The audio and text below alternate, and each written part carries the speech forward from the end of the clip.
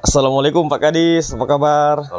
Selamat pagi Pak Kadis. Ya, selamat pagi ya. Ya, mudah-mudahan sehat selalu karena banyak aktivitas juga yang harus dikerjakan nih Pak Kadis. Sekarang kita memasuki tahun 2023 di awal tahun ya Pak Kadis. Ya. Di tahun 2022 Pak Kadis ada mengatakan 7 perintah harian ya di kalangan Dinas Pendidikan Provinsi Sumatera Utara. Bagaimana sebenarnya 7 perintah harian itu Pak Kadis? Boleh di-share kepada kita? Oh ya, masih ada yang ingat ya rupanya ya? Iya, masih ada yang ingat. Itu udah 5 bulan yang lalu itu 5 bulan yang lalu. Ketika di awal-awal Bapak Edi Ramayadi, Gubernur Sumatera Utara, mempercayakan saya menjadi nakhoda di Dinas Pendidikan itu ya. Nah, sebenarnya begini, itu 7 perintah harian itu sebenarnya merupakan patron. Jadi begitu ada Cukcan, petunjuk perencanaan dari Bapak Gubernur untuk membangun martabat pendidikan Sumatera Utara, maka agar petunjuk itu bisa saya laksanakan, maka saya awali dengan membuat patron kerja saya dengan menyebut istilah 7 perintah harian itu hanya untuk memberikan spirit baru aja kepada saya dan kawan-kawan saya ya di jajaran Dinas Pendidikan. Saya 5 bulan ini alhamdulillah syukur saya kepada Allah atas bimbingan Bapak Gubernur, kemudian kawan-kawan yang lain di OPD, ada Bapak Sekda,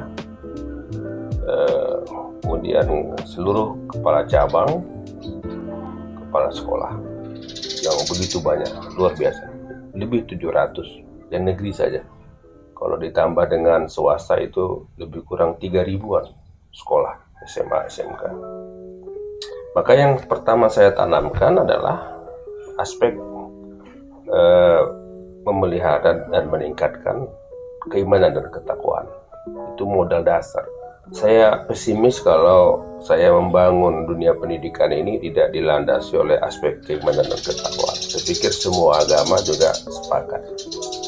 Inilah apa kita, tempat pijakan kita.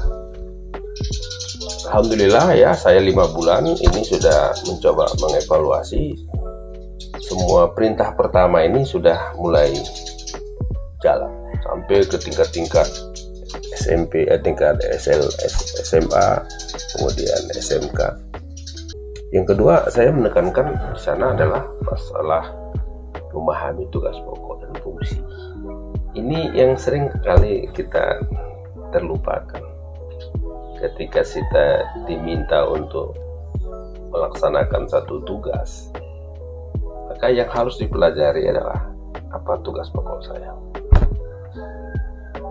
mana batasan gerak saya, gerak ke kanan, gerak ke kiri. Kalau dalam bahasa saya dulu di tahun 90-an itu peta serangan namanya. Jadi ini peta serangan saya, batas kanan, batas kiri.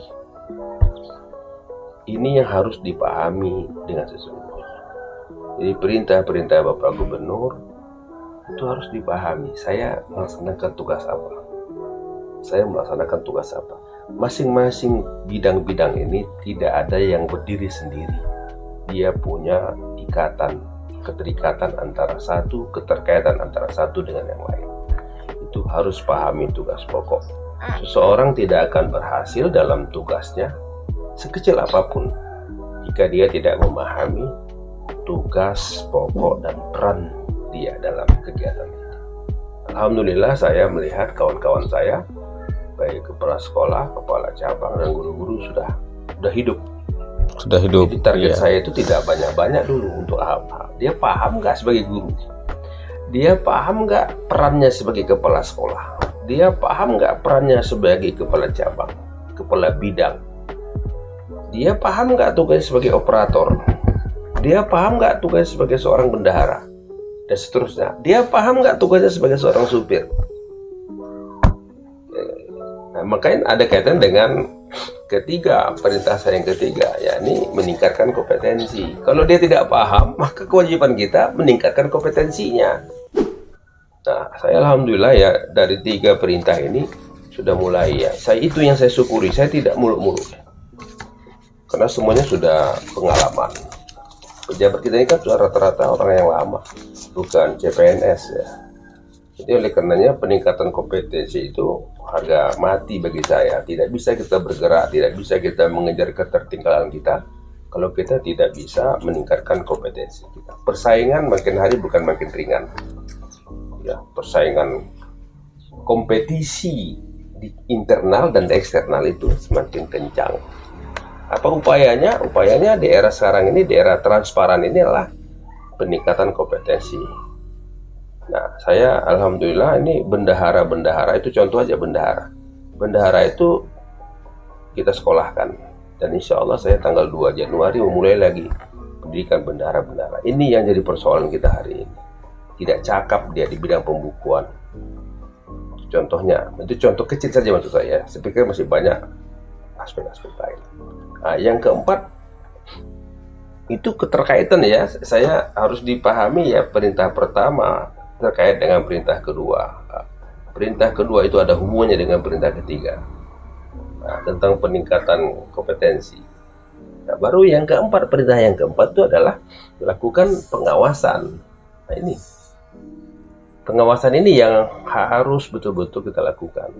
Pengawasan pada aspek manajerial, pengawasan pada aspek akademik, dan pengawasan pada aspek pengelolaan keuangan. Nah, ini penting sekali ya. Kita ya, temuan-temuan dalam organisasi itu hal yang lazim.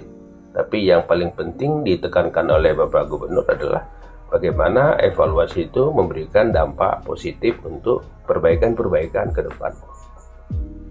Nah, yang kelima saya pikir itu kobarkan dan implementasikan profil pelajar Pancasila. Saya bersyukur, saya ucapkan terima kasih penghargaan kepada para kepala sekolah. Saya monitor lewat WA Group, karena kita punya WA Group ya. Untuk alat kendali saya itu WA Group. Hampir semua sekolah-sekolah saya sudah melaksanakan implementasi profil pelajar Pancasila. Kalau di sana sini ada anak-anak yang masih tawuran, itu jiwa muda, itu yang harus dikendalikan.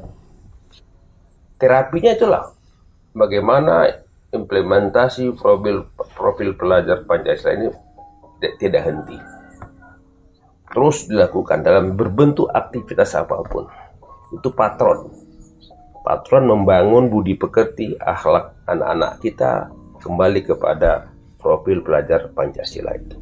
Itu efektif. Saya melihat dan saya optimis sekali kalau itu betul-betul dilaksanakan secara masif, tanpa henti, terencana dengan baik, insya Allah perbaikan akhlak bangsa itu akan terwujud.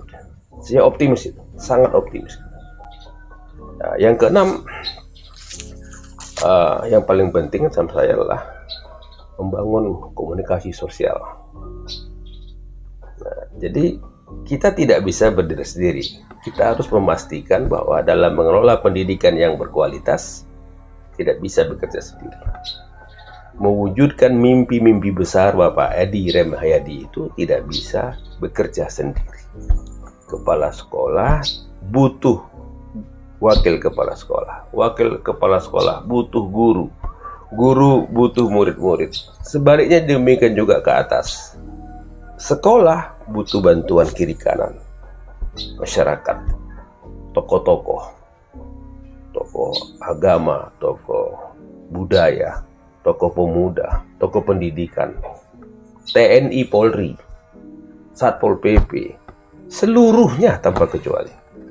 Alhamdulillah saya terus melakukan monitoring. Setiap kegiatan dinas pendidikan di kabupaten kota dan sekolah itu pasti ada unsur TNI-nya, pasti ada unsur polisinya, dan pasti ada unsur Satpol PP-nya, tokoh-tokoh pemuda yang lain, tokoh masyarakat. Ini yang saya syukuri, ini berarti sudah jalan. Jadi mengakhiri tahun 2022 ini beberapa aspek dari 7 perintah harian itu sudah mulai jalan. Ini saya ucapkan terima kasih ya kepada kawan-kawan saya. Di sana sini ada kelemahan, kekurangan, itu lazim, tapi jadikan itu introspeksi kita, jadikan itu bahan evaluasi kita. Yang terakhir, ini paling penting paling penting sekali, memperkokoh soliditas, loyalitas, harga mati. Saya tidak perlu banyak kali yang pintar-pintar.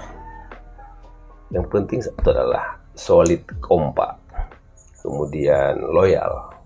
Loyal itu kan salah satu ciri dari profesionalitas, itu termasuk loyalitas. Loyal terhadap aturan, loyal terhadap program yang sudah direncanakan. Semuanya harus dapat mendukung suatu program itu. Kemudian kerjasama, jiwa korsa. Saya pikir jiwa korsa ini sudah tertanam ya sejak kita jadi ASN. Saya berlatar belakang tentara itu 23 tahun. Jiwa korsa itu sesuatu yang mahal ya, yang harus kita jaga. Seluruh pekerjaan seberat apapun itu bisa kita tuntaskan kalau kita memiliki semangat jiwa korsa, kemudian kerjasama solid, dan insya Allah kita bisa mewujudkan cita-cita, visi misi organisasi yang dimana kita berada di dalamnya. Saya sampaikan terima kasih ini kepada kawan-kawan saya, kepada pimpinan, kepada rekan-rekan OPD. Ya, saya lebih khusus kepada Bapak Gubernur Haji Edi Rahmayadi, yang tidak pernah bosan memberikan bimbingan arahan, penekanan-penekanan, penajaman-penajaman, mengingatkan kita. Kesannya memang kita terus dituntun, tapi sesungguhnya tujuan itulah untuk melakukan percepatan terhadap terwujudnya visi misi dan 8 prioritas pembangunan Sumatera Utara. Mengakhiri tahun 2022 ini tentu di sana sini kita pasti punya kelemahan dan kekurangan. Nah, pada saatnya kita merenung, muhasabah, merenung apa langkah yang harus kita lakukan di tahun yang akan datang. Pasti tujuan kita untuk melakukan peningkatan, perbaikan. Saya pikir itu ya. Jadi sekali lagi saya menutup tahun ini dengan ucapan terima kasih. Oh iya, terima kasih kembali Pak Kadis. Jadi kalau boleh saya ulangi 7 perintah harian itu, yang pertama pelihara dan tingkatkan kualitas keimanan ya, dan ketakwaan kepada Tuhan Yang Maha Esa. Kemudian yang kedua, pahami dan laksanakan tugas pokok fungsi dengan penuh rasa tanggung jawab. Yang ketiga, tingkatkan kompetensi sumber daya aparatur, guru, tenaga kependidikan dan peserta didik dengan membudayakan belajar dan berlatih. Kemudian yang keempat, lakukan pengawasan pembangunan zona integritas yang efektif pada aspek manajerial, akademik dan pengelolaan keuangan. Kemudian yang kelima, kobarkan dan implementasikan profil pelajar Pancasila pada seluruh jenjang dan satuan pendidikan. Keenam, bangun komunikasi sosial dengan lintas sektoral. Kemudian yang ketujuh adalah perkokoh soliditas, loyalitas, kerjasama, esprit de corps atau jiwa korsa, semangat kekeluargaan untuk mewujudkan visi, misi dan 8 prioritas pembangunan Sumatera Utara. Nah itu ya Pak Kadis ya. Nah jadi ini adalah menjadi salah satu tolok ukur kinerja yang akan Pak Kadis lakukan ya. Nah jadi kalau boleh bertanya, kenapa angkanya 7? Kenapa angkanya 7? Kenapa tidak 8 atau 6 gitu? Ini banyak ini berbagai perspektif lah ya. Saya kembali saya katakan bahwa saya basic saya ini kan tentara ya. Tentara itu ketika dilatih pagi, sore, malam, itu ada namanya Sabta Marga ya. Sabta Marga itu merupakan patron profil kepribadian seorang prajurit. Dia baru dikatakan prajurit yang profesional apabila yang ketujuh marga ini menjadi bagian darah dagingnya. Iya. Saya kesana sesungguhnya ya. Banyak aspek lain. Bisa saja kita lihat bahwa Allah menciptakan langit itu tapi banyak faktor. Saya begini ya, saya melahirkan 7 perintah harian ini sebenarnya dijiwai ya oleh pengalaman saya sebagai prajurit, kemudian mengutip satu persatu dari bimbingan arahan Bapak Gubernur. Saya padukan dalam 7 perintah harian ini. Dan alhamdulillah sebenarnya 7 perintah harian ini bukan hal yang baru. Saya hanya memfokuskan apa yang saya kerjakan selama saya diamanahkan menjadi kepala dinas pendidikan itu. Iya, iya. Nah, kawan-kawan saya di bidang-bidang, kawan-kawan saya di kepala-kepala cabang, kawan-kawan saya sebagai kepala sekolah menerjemahkan ini dalam sektornya masing-masing. Iya, iya. Jadi bukan hal yang baru, tidak yang sulit, hanya patron. Saya pikir begitu.